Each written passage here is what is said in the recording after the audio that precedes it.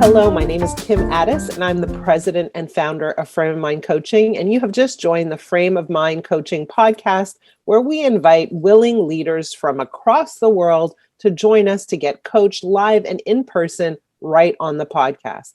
Today, it is my absolute pleasure to welcome you, my guest, Laura Martin.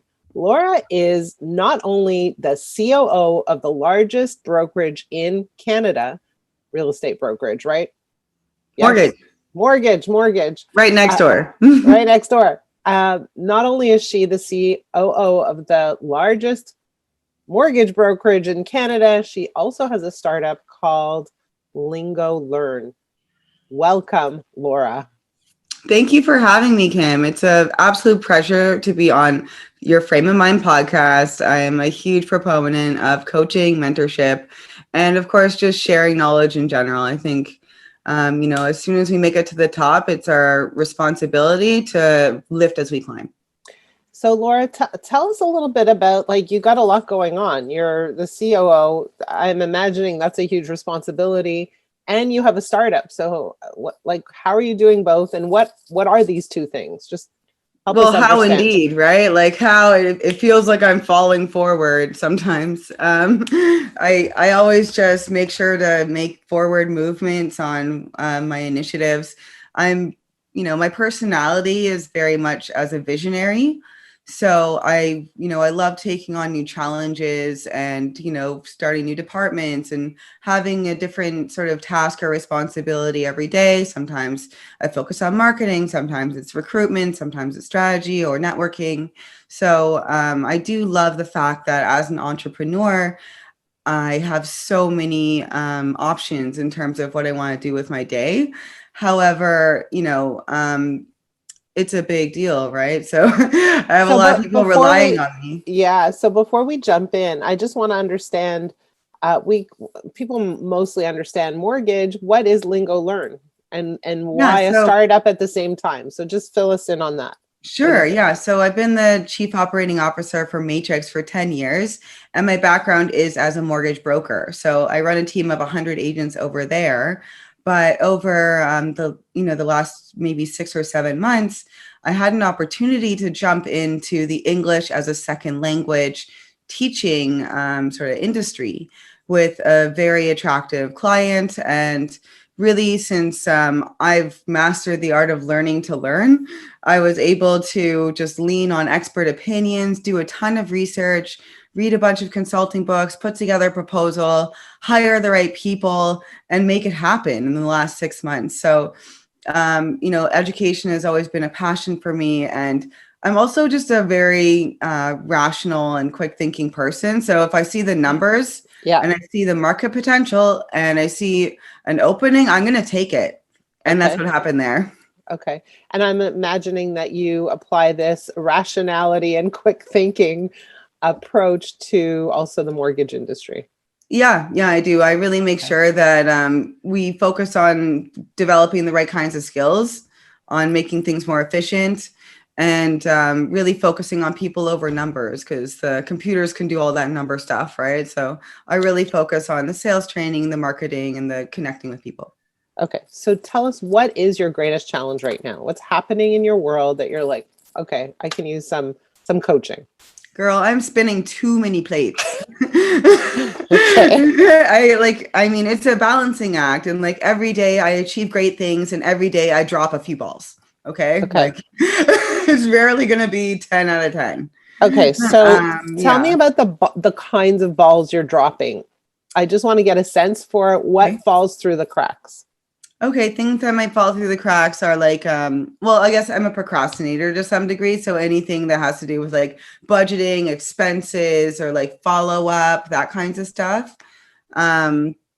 Things that ultimately probably a personal assistant or someone good with data entry or whatever could do. But then I have a hard time, I feel like it's more effort to train someone to think like me than it is to just do it myself. But then I don't end up doing it until the 11th hour and people are mad. I don't know.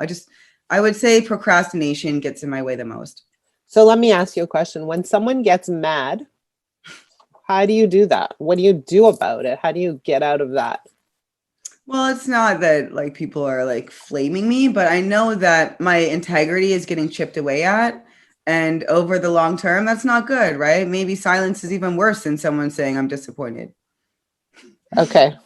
Okay. I love that. Okay. So uh, let me just kind of take a step back, okay, and give you a little bit of context, which I don't often do on this podcast because I'm always rushing to help someone move forward. But today I'm just going to kind of take a step back and talk a little bit about how we coach leaders, because I think in your case, it's just so beautifully laid out. It's so crystal clear. So when we look at leaders in particular, but everyone really, what I see is that their lives, their achievements, their successes, but also sometimes their failures, but whatever holds them back is a function of their thinking. And what I like to do is ask a bunch of questions so that I can understand very quickly not only how a person thinks, but what they believe to be true. Okay, so just by talking to you for a few minutes, I'm able to understand that you have a set of beliefs that are holding you back, that are getting in the way. And some of them are very obvious. Some of them are not as obvious. One obvious one is, hey, it's going to take me time to bring someone up to speed. And I don't have that kind of time. And so the belief is that slowing down is more costly than taking the time to bring someone in and bring them up to speed, and actually it will become a gain in the long run. So that's one belief, but that's an easy one to see, an easy one to find. But the more interesting one is what you said earlier. It's hard for me to train someone to think like me. And your belief is that a good person on your team needs to think like you. But if they do think like you, then they're also going to be procrastinators. Yeah. Right? So in fact, you need to look for someone who doesn't think like you. Does that make sense? Yeah, totally. We have a visitor. Does he want to say hi? Just in passing. Just passing through. Okay. So that's the thing. And what we find is that we're always looking for people who, you said, I think fast. I move quickly, yet I'm a procrastinator. So in other words, I see opportunity and I like to grab the opportunity, but I'm not so great at making sure all the T's are crossed and all the I's are dotted. And that's a completely different person, a completely different character with a completely different way of thinking. So your job isn't to find someone and train them to think like you. Your job is to find someone who is able to take care of those details that you're missing out on. Yeah. So you need a partner who complements you, not who replicates you. So that person might rub you the wrong way a little bit because they don't think like you. Right? Yeah. Yeah, What do you totally, think about totally. that? Yeah, like you nailed it. All right, what is there to say? Yes, agreed. Agreed. Yeah. So the question becomes, what are the tasks that are falling through the cracks regularly? And you'll notice that they fall into a category or they're lumped into a set of areas that show or demonstrate a pattern. These are the things I don't love to do. And what I want to do with leaders is always make sure that they're working in their sweet spot, that they're always doing the things that come to them with greatest ease, talent, skill, not the stuff that weighs them down. And to find someone who could take that stuff off their plate. And then understand that the people who are going to take those things off their plate aren't 100% a match. They're not a mirror image, right? But they're going to be a person who processes things differently.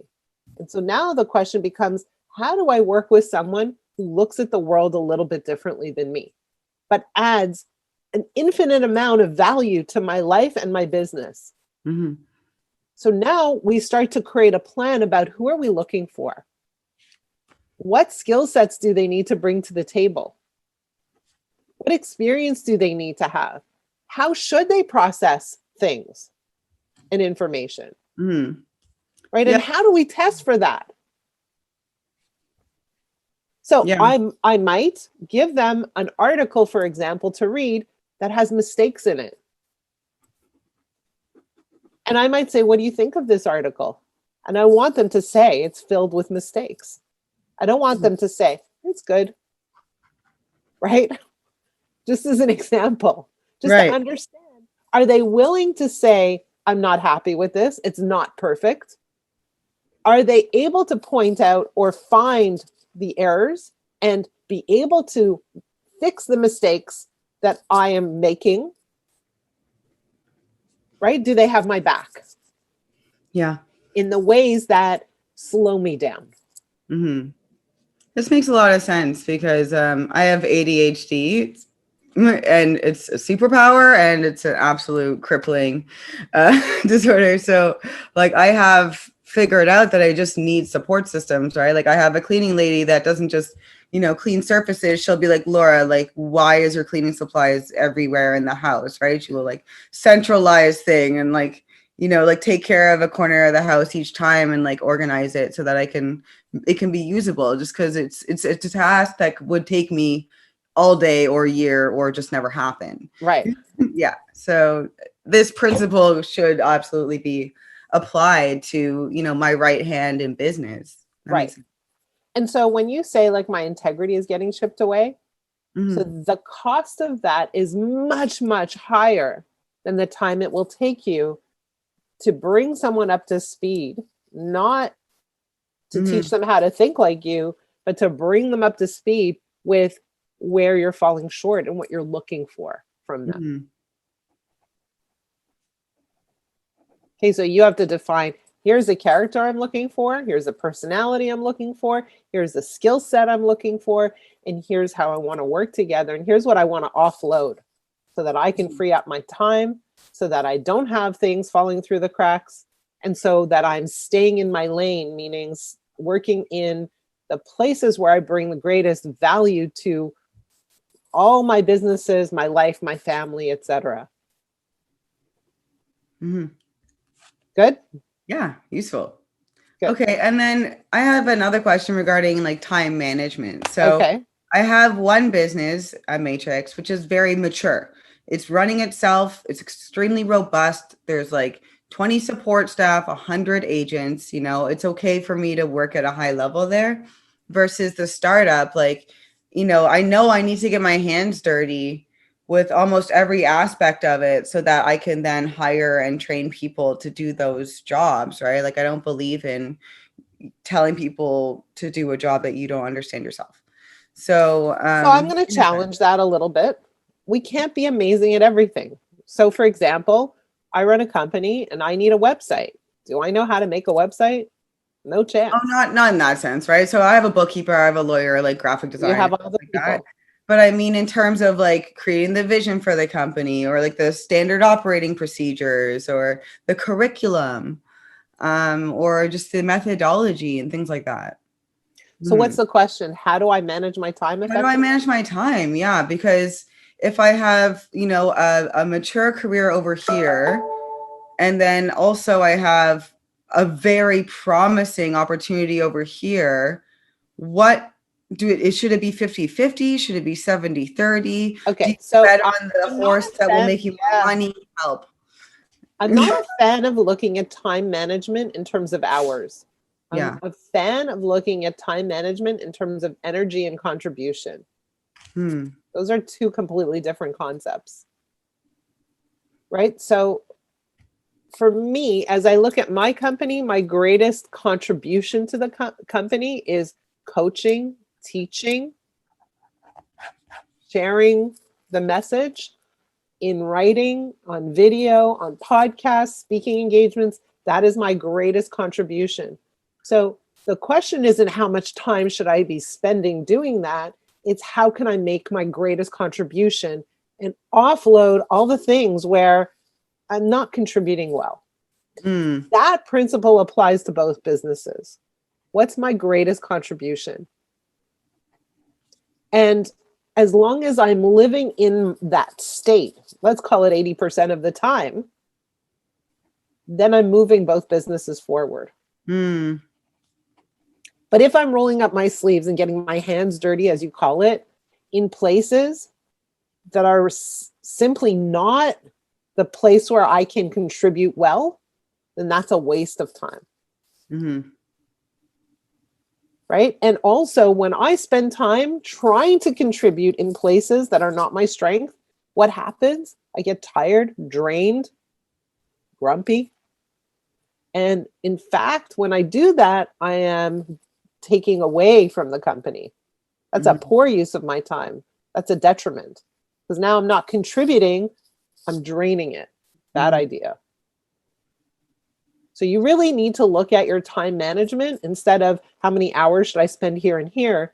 It's what should I be doing to move things forward? What's my greatest contribution? How do I personally, with my specific skill set, talent, knowledge, instinct, character, what can I put into this to move things forward? And what's needed and what do I need to bring in to pad it out? Yeah. Different than, should I spend 4 hours here and 4 hours there? Although at the same token, do you recommend, okay, so let's say that let's assume it's 50-50 or whatever, right? Would you recommend chunking the week or chunking the day? Again, I look at energy. Where do you get your energy from? Do you get your energy from moving from one thing to the next? Or do you get your energy from being solidly focused in one thing? Given that you have ADHD, I imagine that you need to solidly focus for a short period of time and then move. Probably, yeah. Yeah, it's a guess, but I would play around. And then at the end of the day, say, did I feel good? Was I into it? Was I focused? Was I energized? Or was I drained? And then make a decision. So a lot of what we need to do as entrepreneurs is experiment and see what works, see what doesn't work. Yeah. And in your case, part of seeing what works is actually assessing at the end of the day without judgment, right? Like, don't get pissed off at yourself. Just look at it and say, did this work for me? Or did this, exhaust me? I have a really great journal. It's called the Self Journal. And it's a 13-week planner, but each day it has a plan to reality score, a habit tracker score, a win the day score. So plan to reality might not be the same as win the day. Mood, as well as there's like a habit tracker over the month. So and do you use it religiously? Yes, I do. Amazing. That will tell you what you're doing that's right and works for you and what you're doing that doesn't work for you. And by the way, I don't know if you know this, but when we work with coaching clients, we ask them to journal every single day. It's a huge part of what we do. Like you have to study yourself. Right. But we ask them to journal in a way where we can read their journals. So they're journaling with their coach and the coach reads the journal and then asks them questions to kind of understand what's going on, how they're thinking, where they're getting trapped over and over again, that kind of thing. Very cool. Amazing. Laura, you were so fun. Thank you. I enjoyed this. I did too. I got so much useful information. I'm really feeling more empowered about finding someone that would complement me as opposed to be a clone. Good. I think the world is fine with just one of me. So thank you very, very much, Kim. I really appreciate your help today. Thank you so much for being on the podcast. And for those of you who are listening, if you have a challenge that you want to share on the podcast, please reach out to me. My email address is kim@frameofmindcoaching.com. And if there's a challenge that you are not so comfortable sharing on the podcast, please reach out to me anyway. My email address is kim@frameofmindcoaching.com. Laura, thank you again for being my guest. It was really fun.